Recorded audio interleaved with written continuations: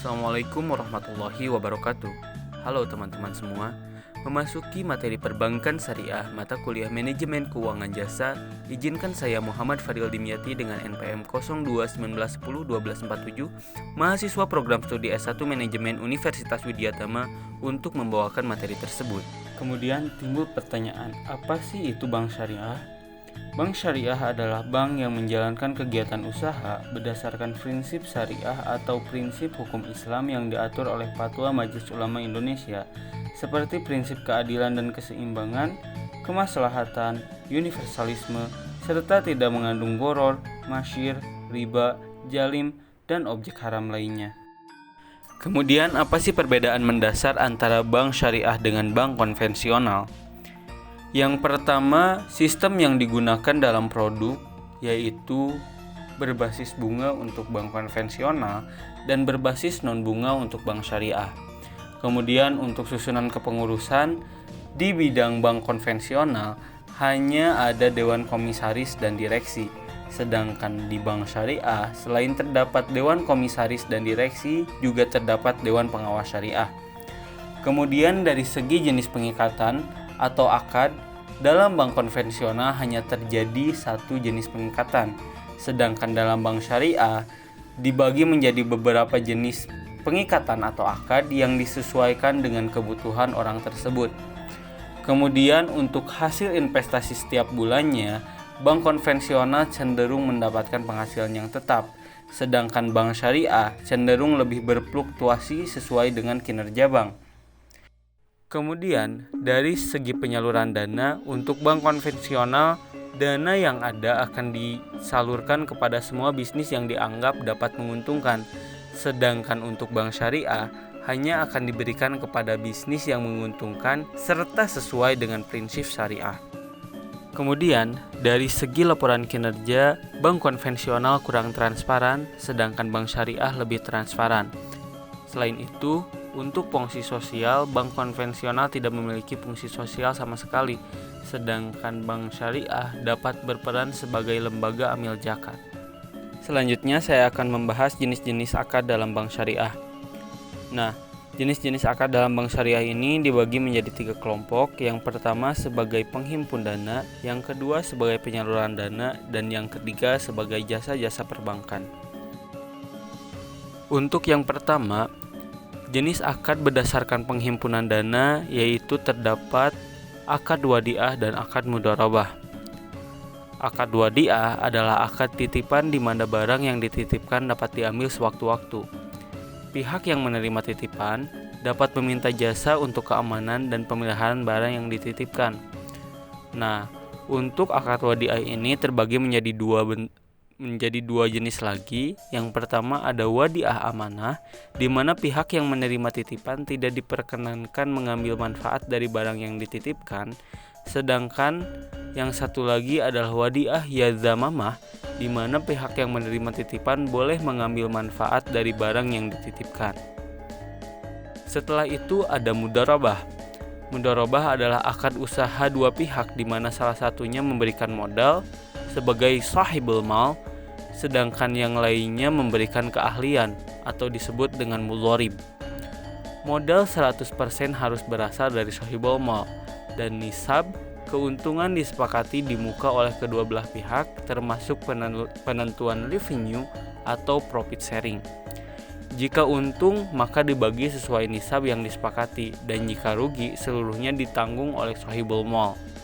Nah, modal dapat diangsur dikembalikan kepada sahibul mal secara berangsur-angsur oleh mudharib.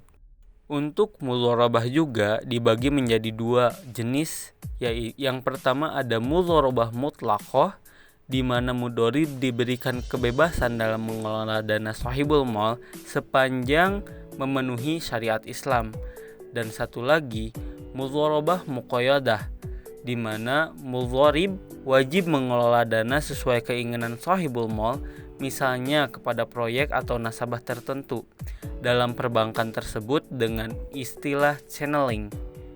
Dalam hal ini, bank menerima fee.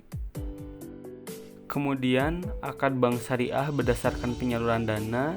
Yang pertama, berdasarkan piutang, yaitu ada akad qard. Qard adalah akad hutang piutang tanpa bunga, umumnya digunakan untuk pinjaman kesejahteraan karyawan. Dapat pula disalurkan sebagai bagian dari fungsi sosial bank syariah. Dalam hal ini, penerima qard harus merupakan mustahik. Ya, kemudian yang kedua ada akad murabahah. Akad murabahah adalah akad jual beli di mana bank bertindak sebagai penjual dan nasabah selaku pembeli. Harga dibeli diketahui bersama dan di tingkat keuntungan untuk bank disepakati dibuka. Bank dapat meminta uang muka dari nasabah. Dalam fikih klasik, murabahah dilakukan secara tunai dalam praktek perbankan. Nasabah dapat membayar secara cicilan. Karena tidak membayar secara tunai, nasabah dapat diminta untuk memberikan jaminan. Dan apabila nasabah melunasi sebelum jatuh tempo, maka dapat diberikan diskon sesuai kesepakatan bersama. Kemudian, dalam fikih klasik, penjual membeli barang langsung dari penjual pertama. Dalam perbankan syariah, umumnya aplikasinya sebagai berikut. Bank melakukan pengemasan kepada supplier, namun barang dikirim langsung kepada nasabah. Ini dilakukan karena bank tidak memiliki gudang penyimpanan barang. Nasabah membeli sendiri langsung dari supplier selaku wakil bank. Dalam hal ini, bank melakukan akad wakalah dengan nasabah. Kemudian akad selanjutnya adalah akad salam. Akad ini adalah akad jual beli tangguh atau pesanan, di mana pembayaran dilakukan di muka dan barang diterima beberapa waktu kemudian. Dalam pembiayaan ini, bank bertindak sebagai pelaku pembeli sedangkan nasabah bertindak sebagai pelaku penjual. Uang pengembalian diberikan di muka kepada nasabah. Barang yang dipesan harus memiliki spesifikasi dan jumlah satuan yang jelas dan standar. Biasanya diterapkan untuk pembiayaan produk pertanian atau produk-produk yang terstandarisir. Di akad salam juga, bank dapat menjual barang tersebut sebelum jatuh tempo kepada pihak lain dengan cara yang sama, tapi tidak boleh dikaitkan dengan salam yang pertama. Produk ini disebut dengan salam paralel. Salam paralel dilakukan terhadap nasabah yang sama karena dikhawatirkan terkena hukum riba. Apabila nasabah gagal menyerahkan barang yang dipesan, maka kewajiban terhadap bank tidak berubah. Artinya penyerahan barang harus tetap dilakukan meskipun harus ditunda karena kegagalan. Kemudian akad selanjutnya adalah akad istisna. Akad istisna mirip dengan akad salam, perbedaannya terletak pada objek yang dibiayai dan cara pembayaran. Pada istisna, objek yang dibiayai bersifat customized, sehingga harus dibuat terlebih dahulu. Pada salam, objek yang dibeli atau dibiayai terstandarisasi. Nah, pada salam pembayaran bank dibayar di muka sekaligus, sedangkan pada istisna pembayaran oleh bank dapat dicicil secara bertahap. Umumnya diterapkan pada produk jasa konstruksi seperti pembiayaan pembangunan atau renovasi rumah. Nah,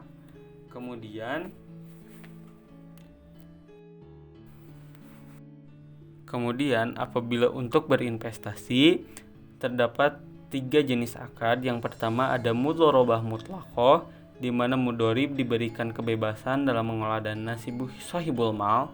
Kemudian mudharabah muqayyadah, di mana mudharib wajib mengelola dana sesuai keinginan sahibul mal, misalnya kepada proyek nasabah tertentu dalam proyek perbankan tersebut dengan istilah channeling. Kemudian untuk akad musyarakah adalah akad joint venture, di mana bank dan nasabah sama-sama memberikan modal dalam usaha yang akan dijalankan. Nasabah keuntungan disepakati di muka oleh kedua belah pihak, termasuk penentuan revenue atau profit sharing. Porsi nasabah boleh berbeda dengan porsi modal asalkan disepakati bersama. Keuntungan dibagi sesuai nisbah yang disepakati. Kerugian ditanggung sesuai porsi modal masing-masing. Dan selaku partner bisnis, bank berhak ikut serta dalam pengaturan manajemen. Kemudian ada akad musyarakah. Akad ini bisa disebut dengan akad joint venture. di mana bank dan nasabah sama-sama memberikan modal patungan dalam usaha yang akan dijalankan. Nisbah keuntungan disepakati di muka oleh kedua belah pihak, termasuk penentuan revenue atau profit margin. Porsi nisbah ini boleh berbeda dengan porsi modal asalkan disepakati bersama. Keuntungannya nanti dibagi dua sesuai nisbah yang disepakati. Kerugian ditanggung sesuai porsi modal masing-masing. Selaku partner bisnisku bahkan berhak ikut serta dalam pengaturan manajemen. Kemudian yang terakhir ada jasa-jasa perbankan. Yang pertama ada wakalah atau perwakilan, yang kedua ada kafalah atau penjaminan, yang ketiga ada hawalah atau pengalihan piutang, dan yang terakhir adalah sarf, pertukaran mata uang. Demikian presentasi yang dapat saya sampaikan. Mohon maaf apabila masih banyak kekurangan. Billahi taufiq wal hidayah. Wassalamualaikum warahmatullahi wabarakatuh.